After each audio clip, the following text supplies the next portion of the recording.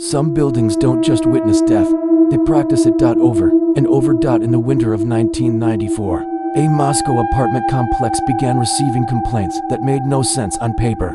Residents reported hearing crying not from a specific apartment, but from inside the walls themselves. At first, the sounds were dismissed as stress, cold weather, faulty heating pipes, old concrete shifting under decades of weight. But one complaint refused to disappear.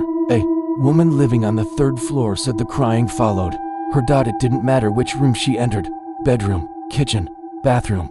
The sound always came from the nearest wall, and it only happened when she was alone. The crying was weak at first, short gasps, like lungs that couldn't fill completely.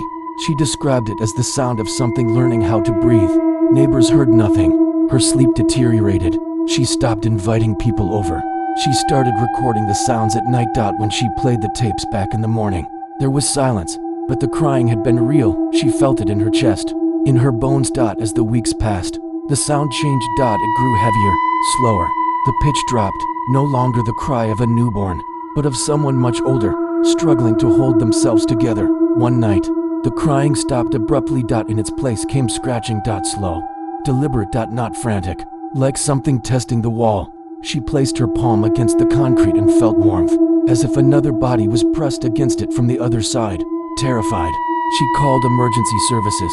Maintenance arrived with police. When they tapped the wall, the echo was wrong. Hollow. They broke through the bricks. Behind them was a narrow chamber sealed during construction. No light fixtures, no ventilation, no escape. The floor was littered with dried, dark stains, and carved into the walls, layer upon layer of scratch marks. Some were small, desperate, others were large, controlled. The investigators realized the truth too late. This room had not held one person. It had held 2 decades earlier. During renovations, a pregnant tenant had been accidentally sealed inside. Records showed she was reported missing, but never found. She had survived for days, long enough to give birth, long enough to hear her child cry, long enough to understand no one was coming. When rescuers sealed the room back up, they thought the nightmare was over. It wasn't.